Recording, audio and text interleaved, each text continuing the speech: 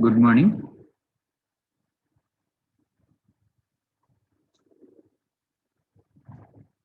So yeah, we are discussing the concept of exception handling. So we are discussing the concept of exception handling. So what do you mean by exception? So exception is like an error. That means if you run a program or if you execute any method, it will show some output. So other than output, it may have some warnings or errors or some other than output, there should be something. So that type of things are known as exceptions. That means unusual behavior. So it can be called as abnormal behavior. So in general, program will execute sequentially, line 1, line 2, line 3, line 4. If the line 4 has some error, it will not compile the program and it will display some error. So if you get the, if you so in general you will come there are two things. First one is compilation, second one is running, executing of the program. So while compilation we'll get some errors. So if any compilation errors will occur, the compiler will identify that errors and it will display the error report. So that is the actual procedure follows. So there are some errors that can occur at the time of execution. So at the time of execution also the errors may occur. So those type of errors are known as runtime errors. Runtime errors, or we can call it as runtime exceptions. So exceptions are occurred at the time of runtime, at the time of running the program. So exceptions are occurred at the time of running the program, but errors are occurred at the time of compilation. Errors are occurred at the time of compilation, but exceptions are occurred at the time of execution of the program. So how do you handle that type of errors? So in general, if it is a compilation error, we will study the compilation report, that means errors, and we will rectify that errors and we'll recompile the program and we can execute that program. So we can get the output. So in that way we can resolve our errors. So but if you found any exception, abnormal behavior, how do you handle that abnormality? So abnormal behavior has to be handled by the compiler or JVM or a programmer also. So this abnormal behavior has to be handled. So in order to satisfy the user, if you design any software by using the Java, so the user has to satisfy. So abnormal behavior also the program should continue to execute, or error report has to be displayed at the time of output. So that can be possible with the help of exception handling. That can be possible with the help of exception handling. So here we have so many things. So here we come across the try block. Here we come across the try block, and then we come across the catch block, and we come across the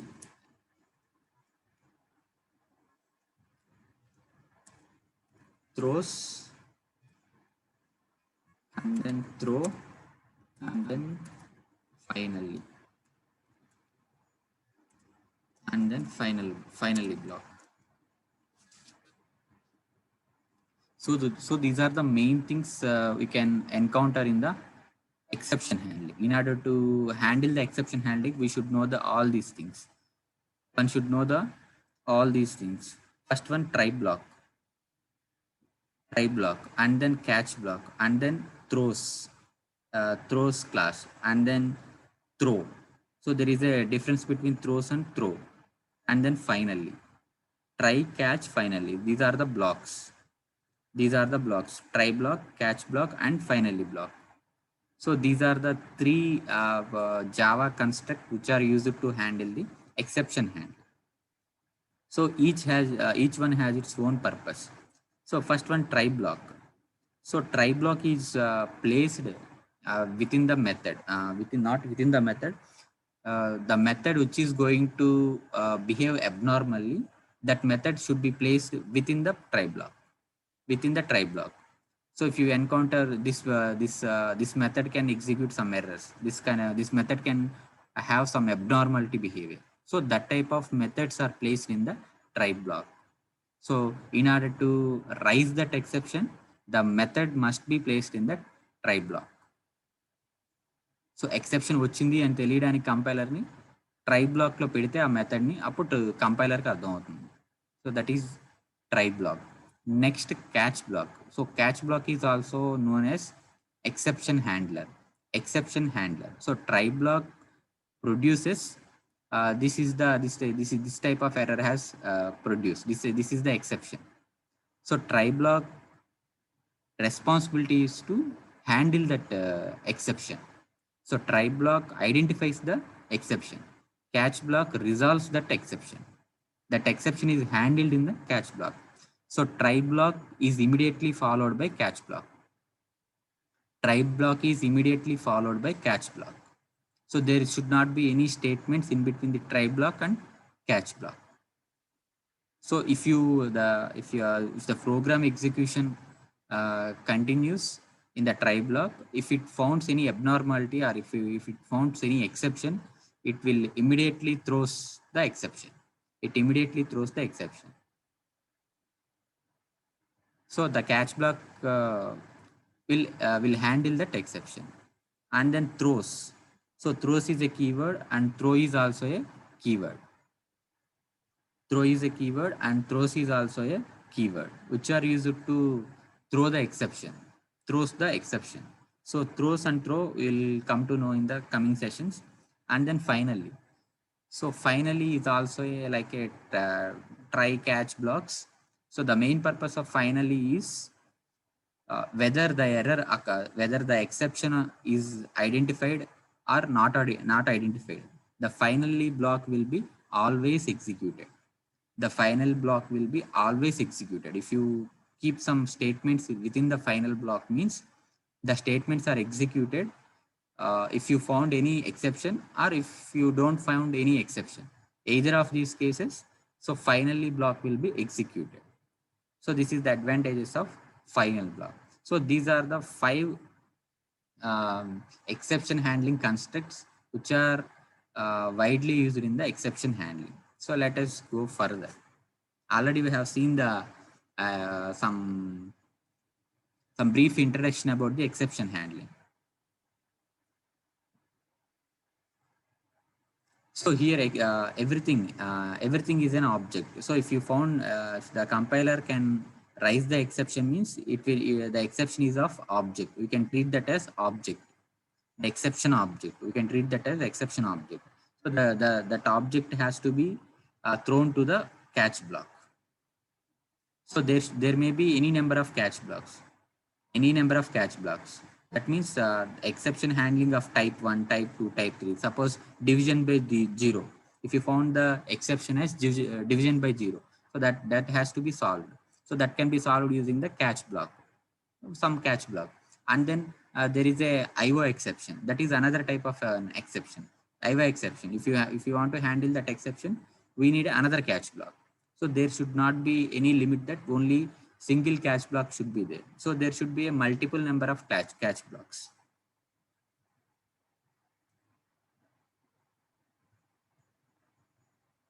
So for exception handling, we have 2 models. We have said that we have 2 models.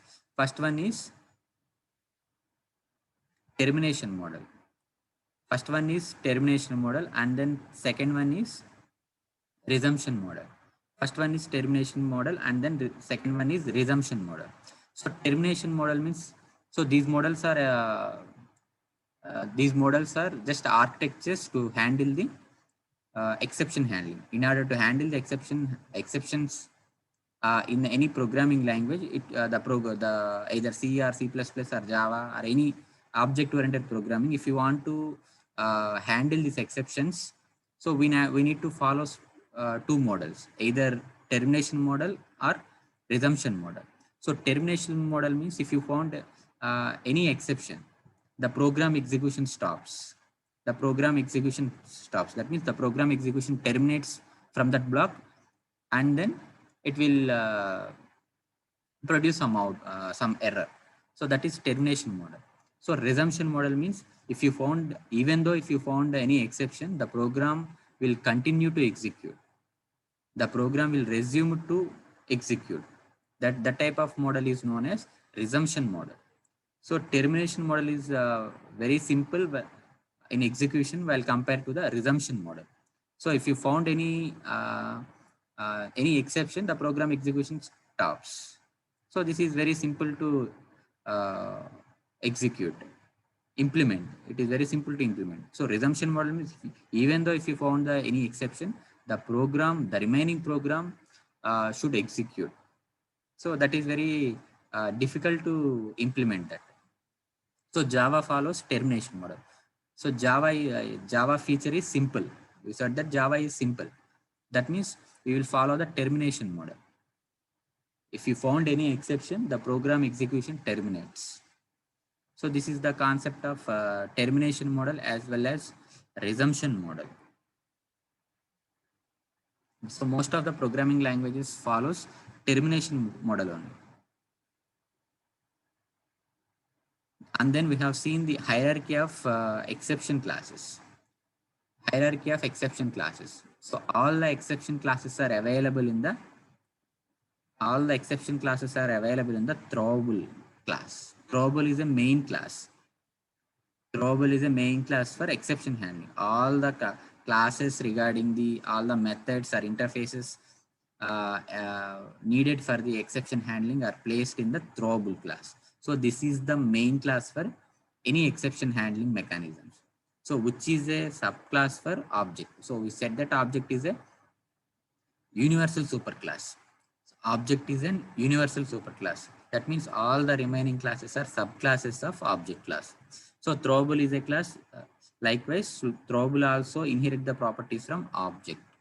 So throwable is a main class intended for exception handling. So throwable class has two subclasses, error class and then exception class. So error class can handle some errors. You know that errors. These are the errors. So our concentration is on exception class. So exception is a subclass of throwable class. Exception class inherit the properties from throwable class. So which are the methods available in the throwable class can be utilized by the exception class. So exception classes has another hierarchy of the classes. Runtime exception is a class, and then class not found exception is a class. Illegal access exception, interrupted exception. So all these are the exception classes. So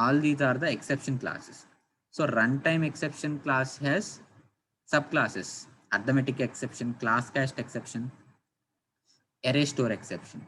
So all these are the exceptions, some types of exceptions, some classes of exception. So all these exception classes are subclasses for exception. So in turn, exception is a subclass of throwable. So throwable is a subclass of object. So object is at high level. Next throwable, next level error and exception. So in the exception, these are all the classes available. These are all the subclasses under the exception. So here another concept is unchecked exceptions, checked exceptions. Here another concept is checked exceptions and unchecked exceptions.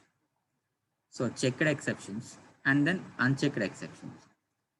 So unchecked exceptions means the compiler cannot check for the catch block. Here the compiler cannot check for the catch block. So if you found any exception, that in the try block, if you found any exception, the compiler will not search for the exception handler. The compiler cannot search for the exception handler. The program simply terminates. So these are known as unchecked exceptions.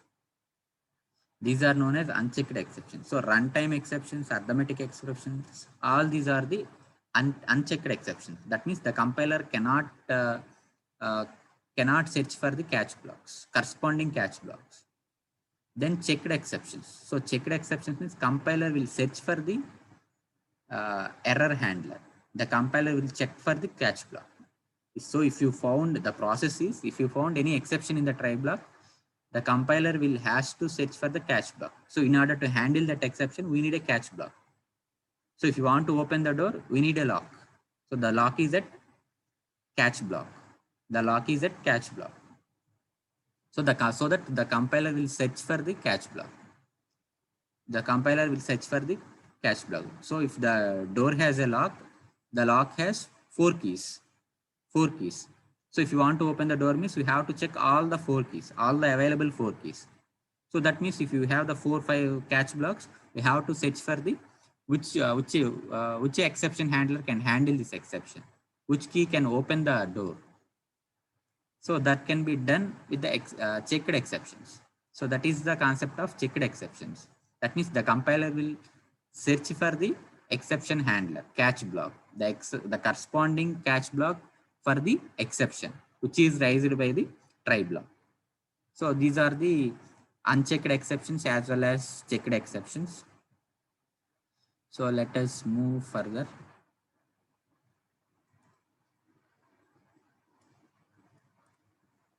So, and then we have seen some methods also. So throwable is a class. Throwable is a main class for exception handling. So throwable class consists of some class members. So class members, the main class members are methods. So throwable class can have these methods. These are the some most widely used methods: get message, toString, print, stack, trace. So these are the 3 methods widely used by the throwable class. Widely used in the throwable class. And then, so let us start the throws and throw keyword. So these two are the keywords, throws as well as throw. These two are different. So these throws as well as throw, these two are different. Even though these two are the keywords, throw is a keyword, throws is a keyword. So throws is a keyword which is used in the method. While declaration of method, we can use this throws. Method declaration, we can use the throws method. Within the method, we can use the throw. Within the method, we can use the throw. So for example, let us define some method. Suppose int add. So add is a method. Int a comma int b, I am passing the parameter. So here I can use the throws keyword. Throws something like exception, IO exception. IO exception. So this is how we can use the throws keyword. So while declaration of the method, we can use the keyword throws. That means this method can throws the IO exception. This method can throw the IO exception. So like that, the so many types of exceptions are available in the literature. So we can throw that exception also. So this is the syntax for and usage of throws. So THROWS throws. So throws can be used while the declaration of the method. Then throw. So throw is used within the method. Throw can be used within the method. Throw some exception like arithmetic exception like that. So throw is a keyword and then a class name, exception name. So here observe the spellings. Throws, here only throw. Throws can be used while the declaration of the method or while definition of the method. Throw can be used within the method. Throw can be used within the method. So these two keywords also widely used in the exception handling. So let us see the syntaxes for this. So this is the syntax. So this is the syntax for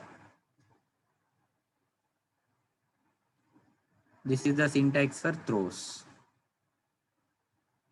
This is the syntax for throws. So type means int. So this is analogous to int. Type means int, method identifier, that means method name, and then type the parameters. So I am passing the parameters int a comma int b. So these are the parameters, and then throws, throws, throws. So list of exceptions. So suppose the exception name is E1. So we can pass this so many types of exceptions like E1, E2, E3. So any number of exceptions can be thrown by the throws class. Throws class. Throws E1, exception 1, exception 2, exception 3, and then body of the method. So here within the block we can write the body of the method. So this is the syntax of throws. So throws can be used along with the method definition. That means while the declaration of method, we can automatically use the throws method, throws keyword.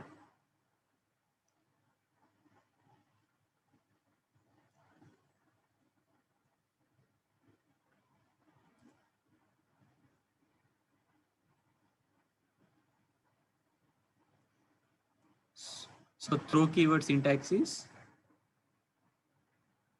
this is the syntax for throws. Throw keyword syntax is throw, here exception name,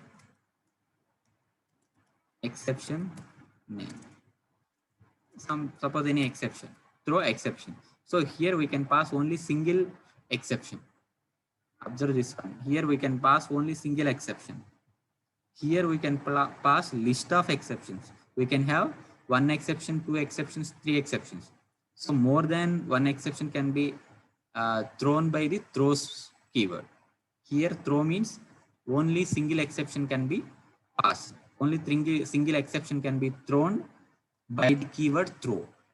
Only single exception here. Here we can pass any number of exceptions.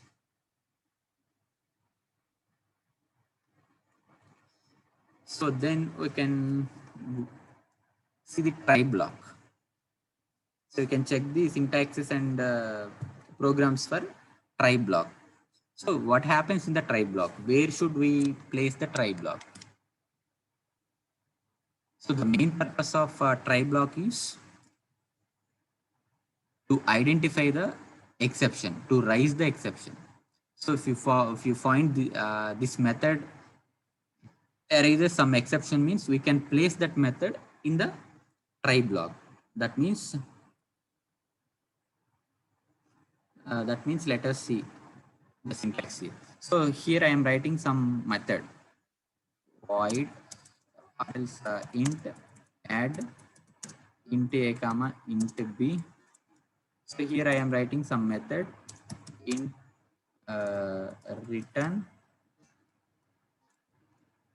return a plus b,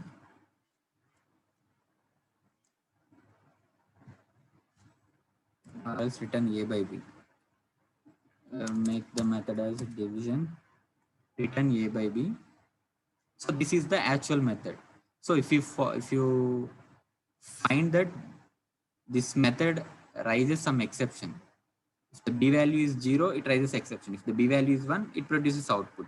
If the b value is 2, it produces the output.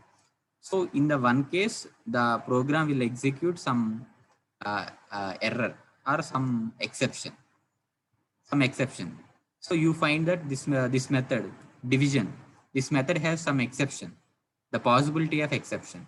Then what we will do is we can place this method in the try block. Try bracket open bracket close. So you have placed this method. You have placed this method. This is the method.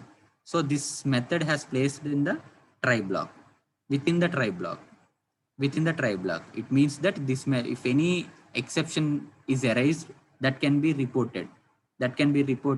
So whenever you place this method in the try block, then only the compiler can identify this exception has erased. So then the compiler will search for the catch block. Then this compiler search for the exception handler. Here the purpose of try is to report the exception. So the exception is erased, exception is produced. So then here try block will assure that there is an exception. Try block will tell the programmer that there is an exception. There is an exception. Then catchback will handle that exception. How do you handle that? So here in this line, we have an exception. First one is we have an exception. Then how do you handle that exception? So that exception can be handled by using the catch block. So here comes the concept of catch block. Here catch block.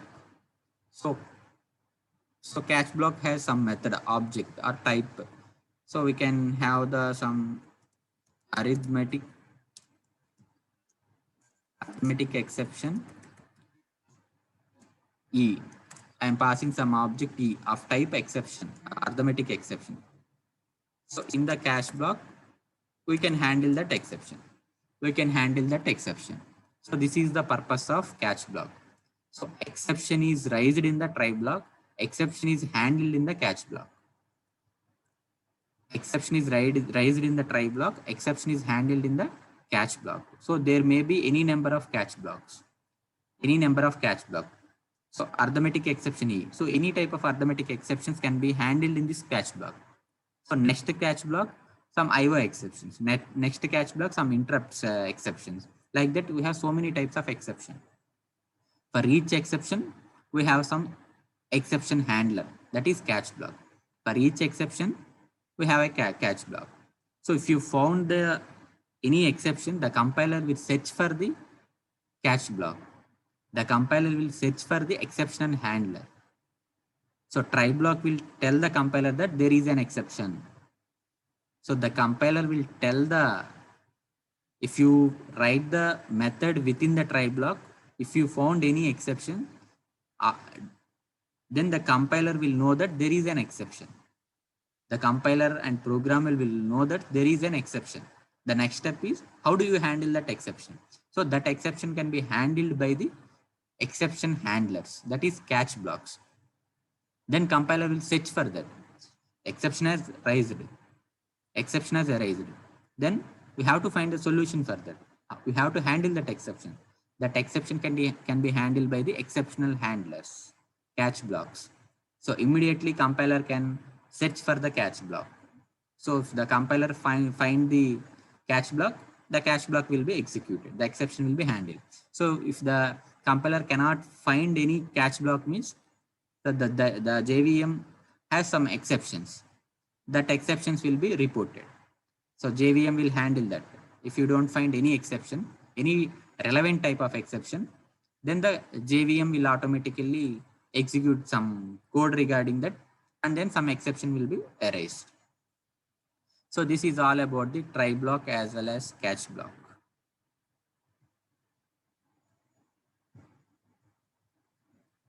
So let us see some illustration. So first step, entry try block. So this is a schematic diagram how the try block, catch block, and finally block will be executed. So entry to the try block. So within the try block, some method will be there. The method code will be there. So if there is no exception, thrown, then finally block will be executed. Final block will be executed. If there are some exceptions, then there are so many catch blocks. Catch 1, catch, type 1 exception, type 2 exception, type 3 exception. There are 3 types of exceptions here. So for each type, there is a corresponding catch block.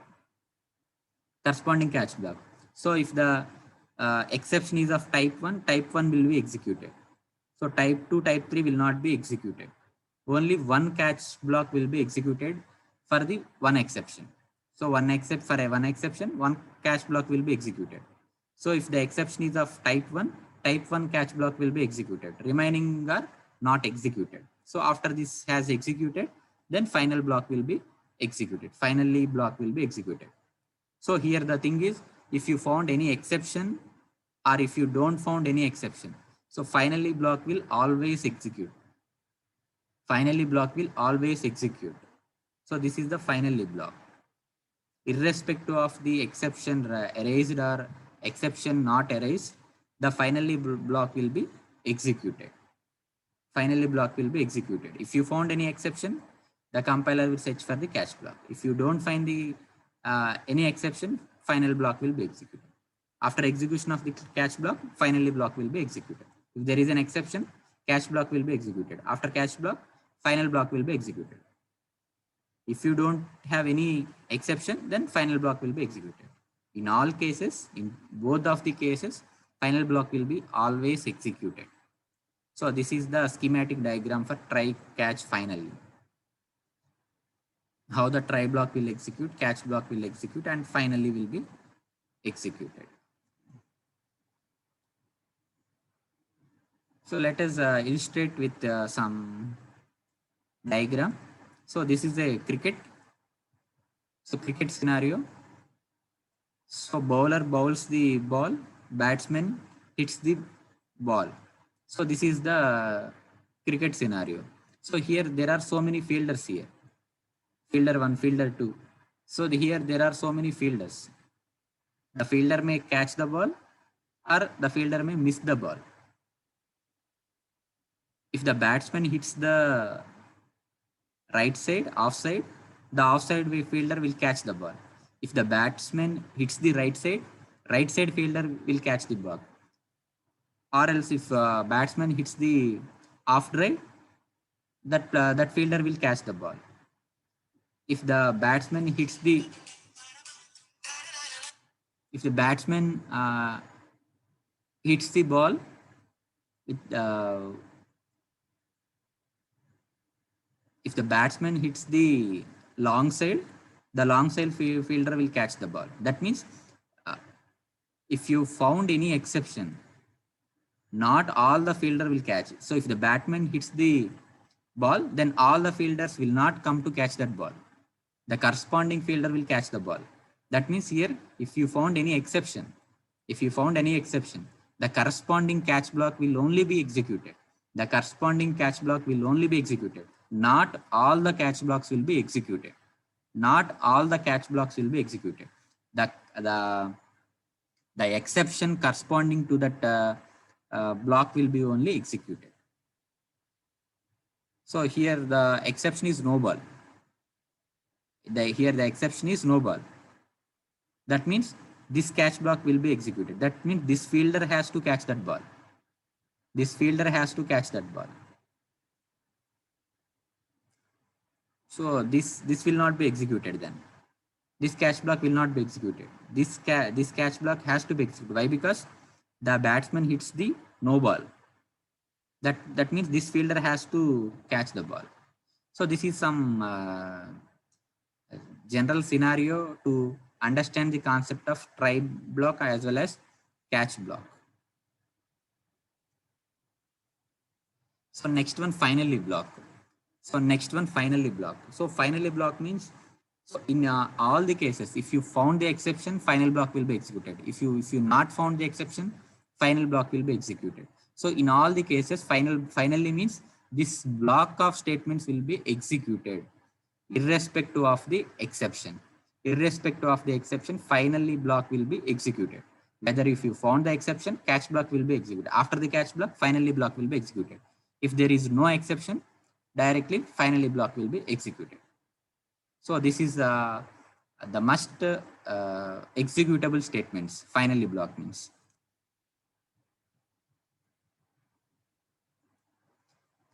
So next one, finalize. So next concept is finalize. So you know that finalize is a method. Finalize is a method which is used to collect the garbage collector. That means freeing up of the spaces. So object holds some memory. That memory is freed by using the finalize. So memory allocation, the methods regarding the memory are automatically done by the Java. So we don't need malloc, cloc, mloc functions. So the garbage collection is done by using the finalize method. Already we come across this method, finalize. That means it will free space the memory. That means object holds some memory. Object name is student. Student has student name and student roll number. That means in order to store these things, we need some memory. We need some memory. So that memory is free spaced by finalize method. So in the exception handling also, we can have this finalize method.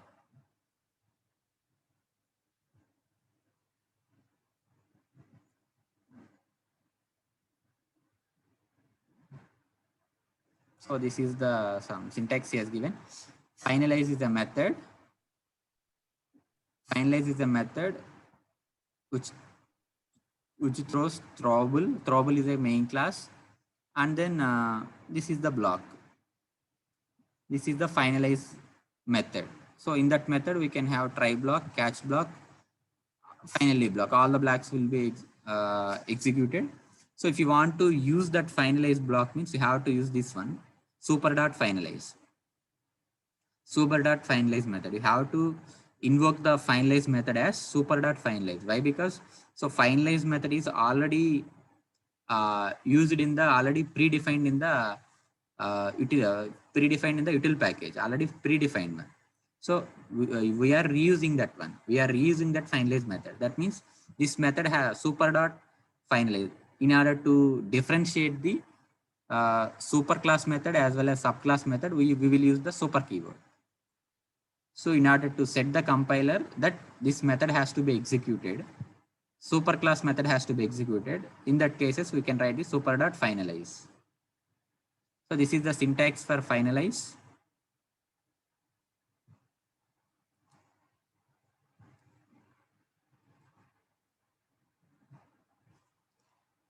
So exceptions can be used by the constructors also. We can say that constructors is also a special type of methods. That means exception can be applied to methods. Try block, catch blocks, all these are arising due to the methods only. So exception handling can be done for the constructors also. So if we have the time, we can look at the programs.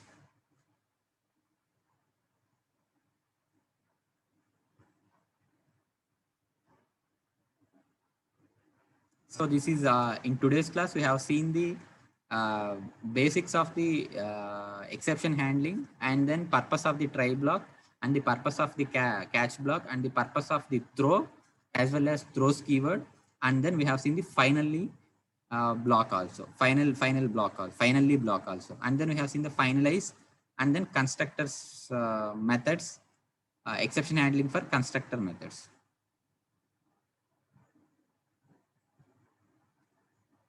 Next, so let us see some programs. Let us have a look on usage of try block as well as the catch block. So let us see this program. So this is the main class. Try catch one is the class name. Main method. Here I have initializing the variables. I is equal to 6, j is equal to 0, k is equal to k value. And then I am writing the try method here. This is the try block. So this is the try block. So try is a keyword, open braces and closed braces. Within that, we can write the logic or method. We can write the methods. So here I am writing the system.out.println enter try block. Try block look enter on. Next, k is equal to I by j. I am assigning the k value as I by j. I value is 6, j value is 0. 6 by 0. I am calculating the 6 by 0 value.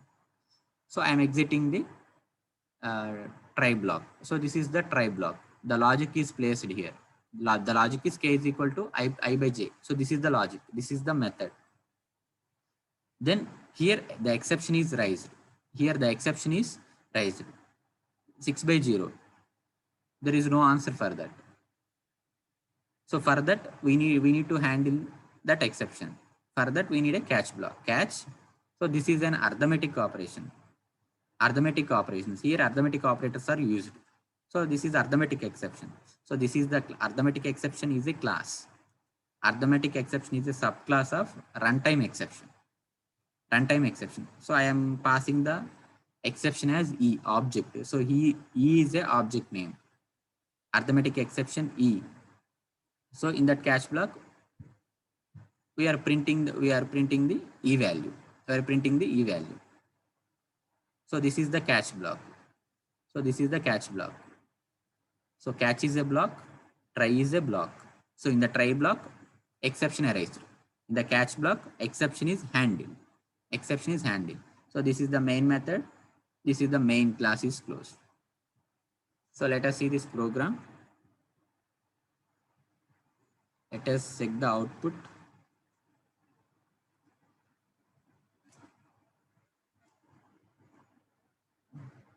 So let us see the output here.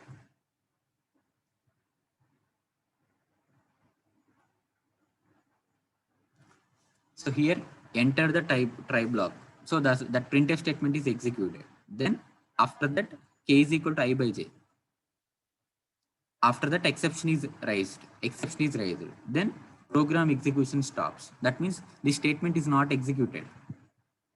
Exiting the try block. That statement is not executed here. That not printed here. That means after raising this one, after raising the exception, the program execution stops. Immediately the program goes to the catch block.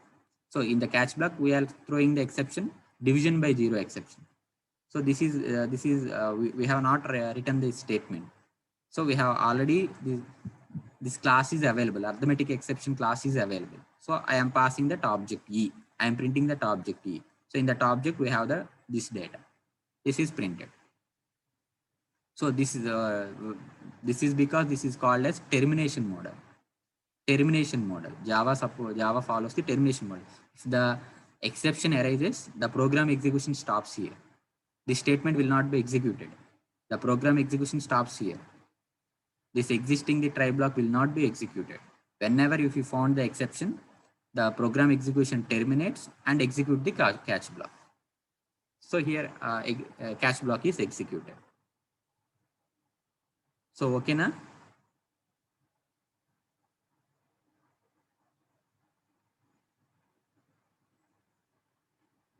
So this is all about the usage of try block as well as catch block.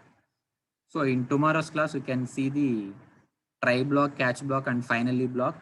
So we can also see the what happens if you don't give the catch block. If you don't write the any catch block, what happens? So the programs regarding that we can see in the next class. So in today's class, we have seen the very important concepts: try block, catch block, finally block, and the two keywords throw and throws. So this is all about the exceptions. So do you have any doubts?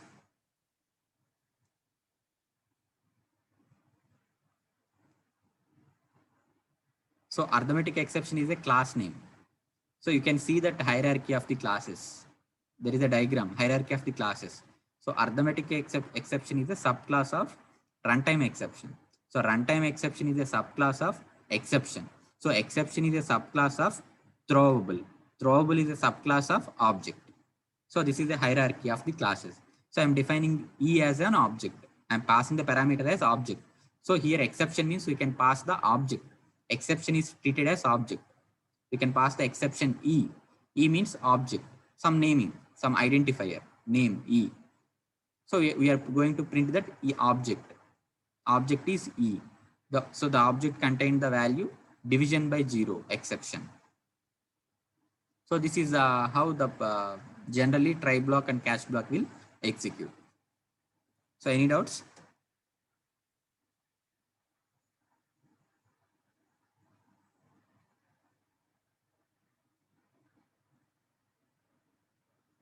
So okay, thank you. We can continue in the next class.